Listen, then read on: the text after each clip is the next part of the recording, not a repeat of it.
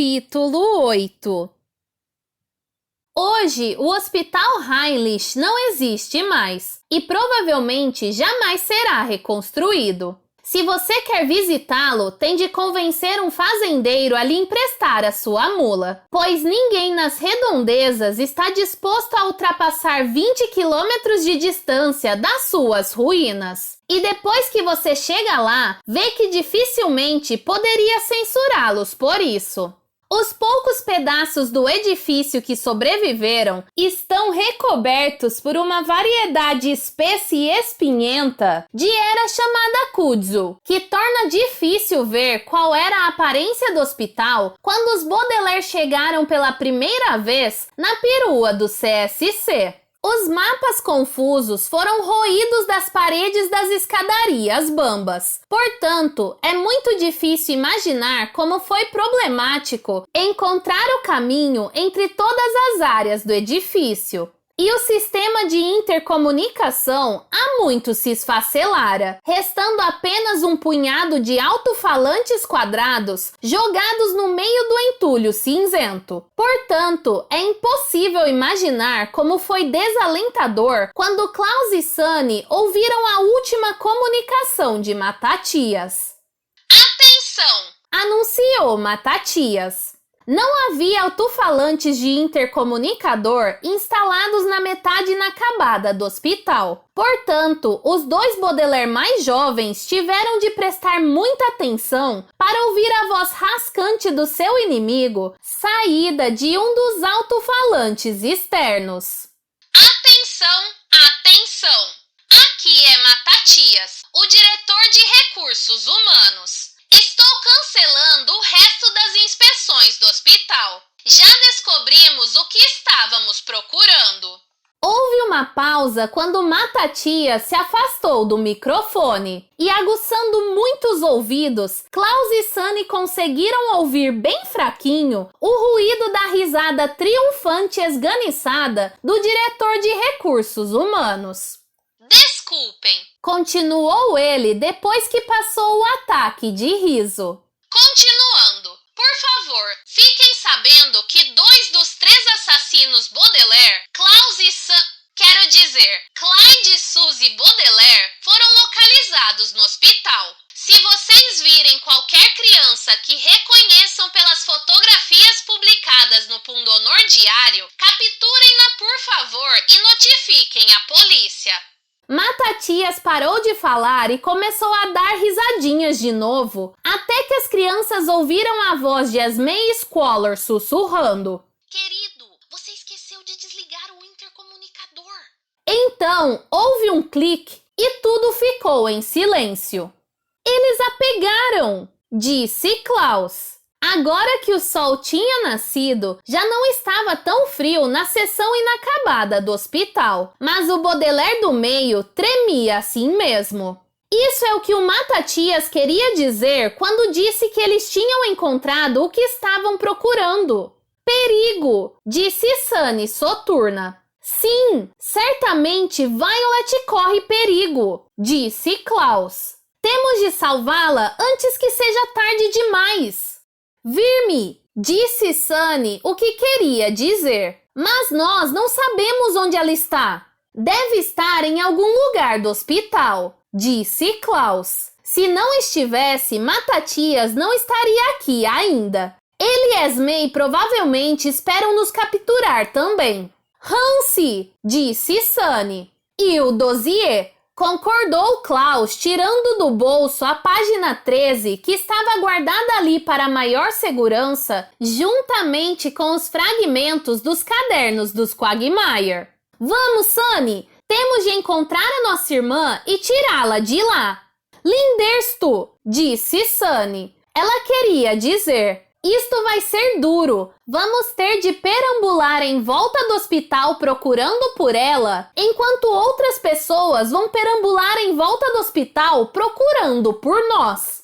Eu sei, disse Klaus taciturno. Se alguém nos reconhecer do Pundonor Diário, estaremos na cadeia antes de poder ajudar Violet.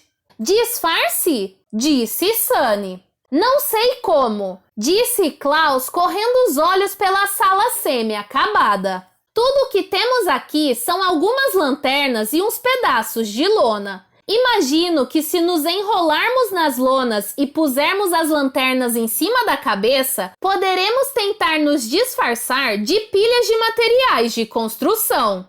Guiduste, disse Sunny o que queria dizer, mas pilhas de materiais de construção não perambulam em volta de hospitais. Então teremos de entrar no hospital sem disfarce, disse Klaus. Apenas teremos de ser extra cautelosos. Sunny assentiu enfaticamente, uma palavra que aqui significa como se ela achasse que ser extra cautelosos era um plano muito bom. E Klaus assentiu enfaticamente em resposta. Mas quando deixaram a ala semi-acabada do hospital, as duas crianças começaram a se sentir cada vez menos enfáticas sobre o que estavam fazendo. Desde aquele dia terrível na praia, quando o Sr. Paul trouxe a notícia do incêndio, todos os três Baudelaire estavam sendo extra cautelosos o tempo todo. Tinham sido extra cautelosos quando moraram com o Conde Olaf. E mesmo assim, Sunny acabara indo parar em uma gaiola pendurada do lado de fora da torre de Olaf. Tinham sido extra cautelosos quando trabalharam na serraria Alto Astral. E mesmo assim, Klaus acabara sendo hipnotizado pela doutora Orwell. E agora, os Baudelaire tinham sido tão cautelosos quanto era possível ser. Mas o hospital revelara ser um ambiente tão hostil quanto qualquer outro lugar onde as três crianças já tivessem morado. Mas assim que Klaus e Sunny entraram na metade acabada do Hospital Heinrich, os pés se mexendo cada vez menos enfaticamente e os corações batendo cada vez mais depressa, eles ouviram uma coisa que apaziguou os seus peitos selvagens. Somos os alegres combatentes pela saúde do cidadão. Se alguém dissesse que somos tristes, não teria por certo razão. Logo ali, dobrando a esquina, vinham caminhando os combatentes pela saúde do cidadão, cantando a sua alegre cantiga e carregando enormes buquês de balões em forma de coração. Klaus e Sunny se entreolharam e saíram correndo para alcançar o grupo. Que lugar melhor para se esconder do que no meio de pessoas que acreditavam que a falta de notícias é uma boa notícia e por isso não liam o jornal? Visitamos pessoas doentes e tentamos fazê-las sorrir, mesmo quando o seu nariz sangra, quando expelem bilis ao tossir. Para alívio das crianças, os voluntários não prestaram atenção quando Klaus e Sunny se infiltraram no grupo. Uma frase que aqui significa entraram sorrateiramente no meio da multidão que cantava. Uma cantora especialmente alegre pelo jeito foi a única pessoa que os notou e ela imediatamente entregou um balão a cada recém-chegado. Klaus e Sunny seguraram seus balões na frente do rosto, para que todos os que passassem vissem dois voluntários com lustrosos corações cheios de hélio, em vez de dois criminosos se escondendo no meio de CSC. Tralala, ki, quero que fique logo são. Ho, hi, pegue um balão de coração. Quando os voluntários chegaram ao refrão, eles marcharam para dentro de um quarto do hospital para começar a transmitir uma atitude de alegria aos pacientes. Dentro do quarto, cada qual desconfortavelmente deitado em uma cama metálica, estavam um homem com as duas pernas engessadas e uma mulher com os dois braços recobertos de ataduras. Ainda cantando, um voluntário CSC entregou um balão ao homem e amarrou o outro no gesso da mulher, já que ela não podia segurá-lo com os braços quebrados. Com licença, disse o homem com a voz rouca. Eu devia ter tomado alguns analgésicos esta manhã, mas não veio ninguém para me dar. E eu queria um copo d'água, disse a mulher com a voz débil. se não for muito incômodo. Desculpem, respondeu o homem barbudo, fazendo uma pequena pausa para afinar o seu violão. Nós não temos tempo para fazer esse tipo de coisa. Temos de visitar todos os quartos deste hospital sem exceção. Portanto, precisamos andar depressa. Além disso, disse outro voluntário com um largo sorriso para os dois pacientes. Uma atitude de alegria é mais eficaz do que analgésicos ou um copo d'água para combater a doença. Portanto, alegrem-se e divirtam-se com seus balões. O voluntário consultou uma lista que tinha na mão. O próximo paciente da lista é um homem chamado Bernard Ryu, no quarto 105 da ala da peste. Venham, irmãos e irmãs! Os voluntários CSC aplaudiram e continuaram a canção ao sair do quarto. Klaus e Sunny espiaram por trás dos balões que seguravam e se entreolharam esperançosos. Se visitarmos todos os quartos do hospital sem exceção, sussurrou Klaus para a irmã, certamente encontraremos Violet. Mushumi, disse Sunny o que queria dizer. Concordo, mas não vai ser agradável ver toda essa gente doente. Visitamos pessoas doentes para fazê-las dar gargalhadas, mesmo quando o médico lhes diz que logo em 2 serão cerradas. Revelou-se que Bernard Ryu era um homem que sofria de uma horrível tosse seca que lhe sacudia tanto o corpo que ele mal conseguia segurar o seu balão. E as duas crianças Baudelaire acharam que um bom vaporizador teria sido um modo muito mais eficaz de combater a doença do que uma atitude de alegria. Enquanto os voluntários CSC abafavam o som da tosse dele com mais uma estrofe da canção, Klaus e Sunny se sentiram tentados a sair correndo, encontrar um vaporizador e trazê-lo para o quarto de Bernard Ryu. Mas eles sabiam que Violet estava correndo um perigo muito maior do que uma pessoa com tosse. Portanto, permaneceram escondidos no grupo. Cantamos, dançamos noite e dia, é bom demais quando a gente canta. Pra meninos de ossos quebrados e meninas com dor de garganta.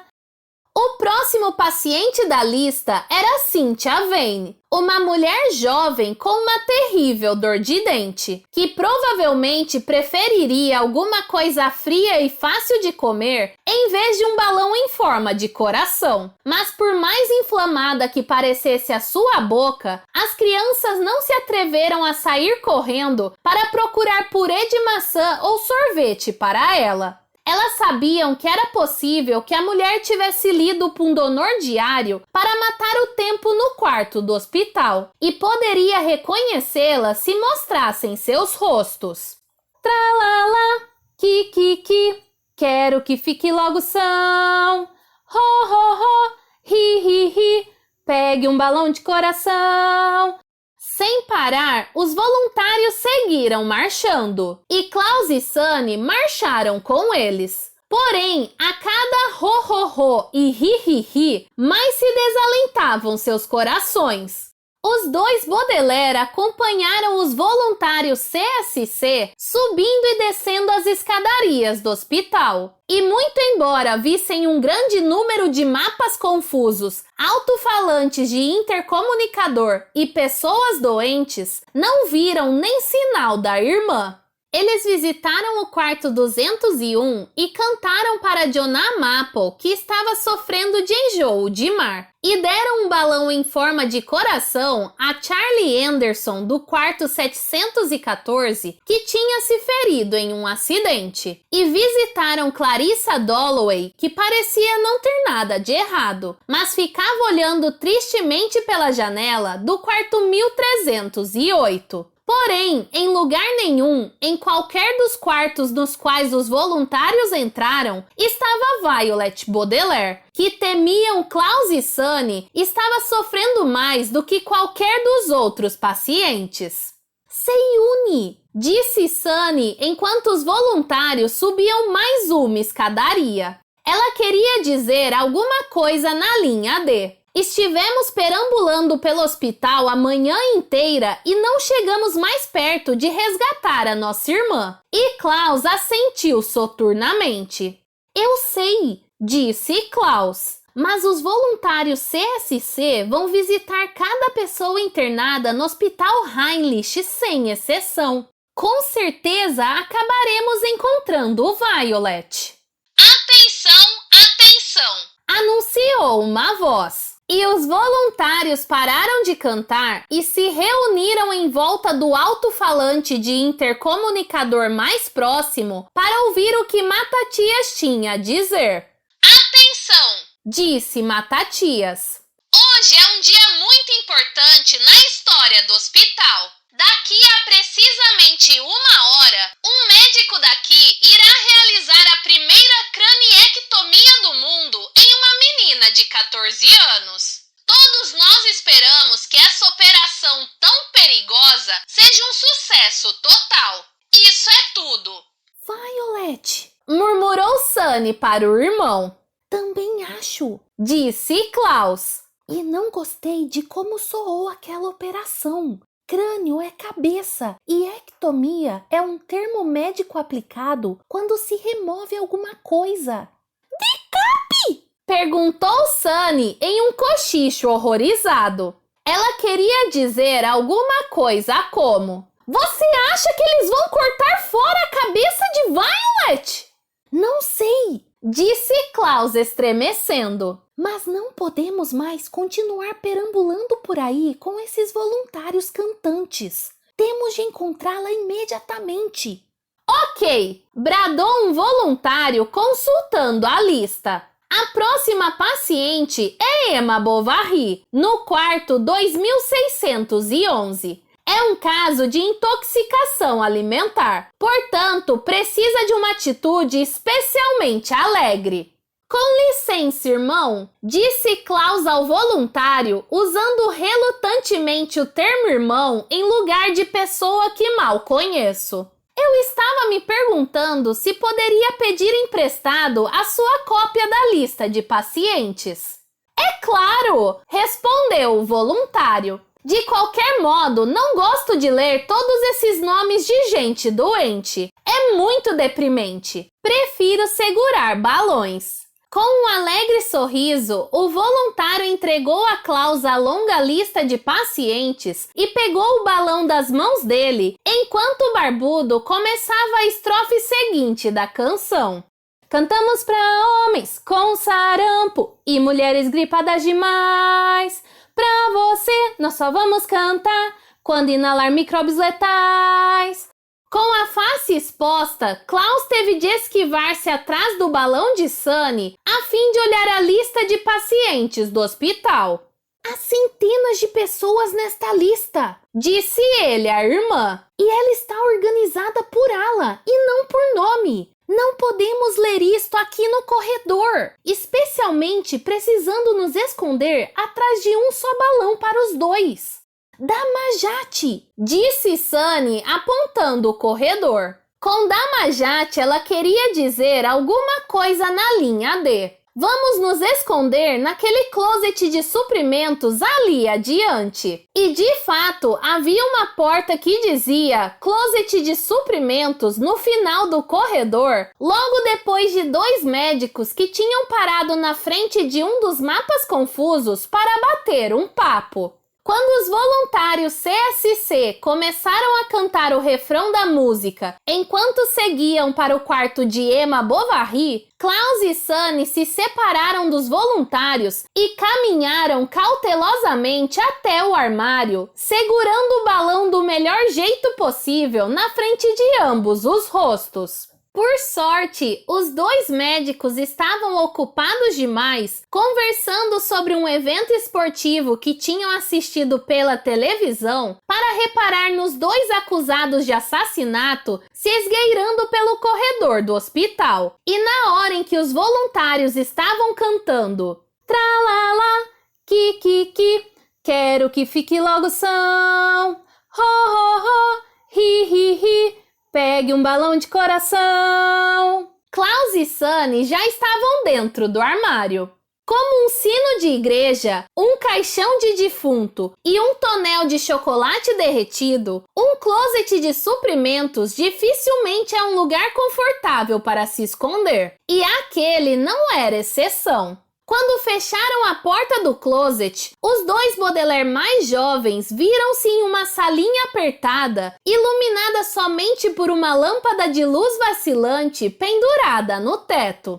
Em uma parede, pendurados em ganchos, havia uma série de aventais brancos de médico. E na parede oposta havia uma pia enferrujada onde se podia lavar as mãos antes de examinar um paciente. O resto do closet estava cheio de enormes latas de sopa de letrinhas para o almoço dos pacientes e caixinhas de elásticos cuja utilidade em um hospital as crianças não eram capazes de imaginar. Bem, disse Klaus, isto não é confortável, mas pelo menos ninguém vai nos encontrar aqui. Peste, disse Sunny, o que queria dizer alguma coisa como: pelo menos até que alguém precise de elásticos, sopa de letrinhas, aventais brancos de médico ou queira lavar as mãos. Bem, vamos ficar com um olho na porta para ver se entra alguém, disse Klaus, e com outro olho nesta lista. É muito longa, mas agora que temos alguns momentos para examiná-la, devemos conseguir localizar o nome de Violet. Certo, disse Sunny. Klaus pôs a lista em cima de uma lata de sopa e começou a folhear as páginas apressadamente. Como ele tinha notado, a lista de pacientes não estava organizada em ordem alfabética, mas por ala, uma palavra que aqui significa seção específica do hospital. Portanto, as duas crianças tinham de examinar cada página individualmente, esperando localizar o nome Violet Baudelaire entre os nomes datilografados de pessoas doentes. Mas enquanto eles corriam os olhos pela lista intitulada Ala da Dor de Garganta, examinavam os nomes na página Ala do Pescoço Quebrado e esquadrinhavam os nomes de todas as pessoas internadas na ala para pessoas com brotoejas graves, Klaus e Sunny se sentiram como se estivessem em uma ala para pessoas com o estômago embrulhado, porque o nome de Violet não se encontrava em lugar nenhum. Enquanto a lâmpada bruxuleava acima deles, os dois Baudelaire procuraram freneticamente em página após página da lista algo que pudesse ajudá-los a localizar sua irmã, mas não encontraram nada. Ela não está aqui, disse Klaus, pondo de lado a última página de ala da pneumonia. O nome de Violet não está em lugar nenhum da lista. Como vamos encontrá-la nesse hospital enorme se não conseguimos descobrir nem em que ala ela está? Codinome, disse Sunny o que queria dizer. Talvez ela esteja listada sob um nome diferente. É verdade, disse Klaus olhando de novo para a lista. Afinal, o nome verdadeiro de Matatias é Conde Olaf. Talvez ele tenha inventado um novo nome para Violet para que não pudéssemos salvá-la. Mas qual pessoa é realmente Violet? Poderia ser qualquer um, de Mikhail Bulgakov a Haruki Murakami. O que vamos fazer? Em algum lugar neste hospital, eles estão se preparando para realizar uma operação completamente desnecessária na nossa irmã e nós... Klaus foi interrompido pelo som de risos estralejantes vindo de cima das cabeças dos Baudelaire. As duas crianças olharam para cima e viram que um alto-falante de intercomunicador tinha sido instalado no teto. Atenção! Disse Matatias depois que acabou de rir. Doutor Flacutono, por favor, apresente-se à ala cirúrgica. Doutor Flacutono, por favor, apresente-se à ala cirúrgica para os preparativos da craniectomia. Flacutono! Repetiu Sunny. Também reconheço esse nome, disse Klaus. É o nome falso usado pelo parceiro do Conde Olaf quando morávamos em Pountreville.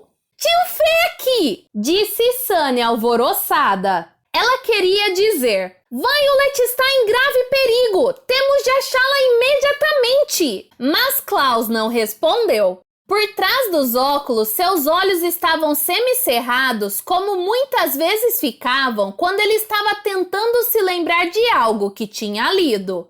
Flacutono, murmurou ele baixinho. Flacutono. Ele então enfiou a mão no bolso, onde guardava todos os papéis importantes que os Baudelaire tinham juntado.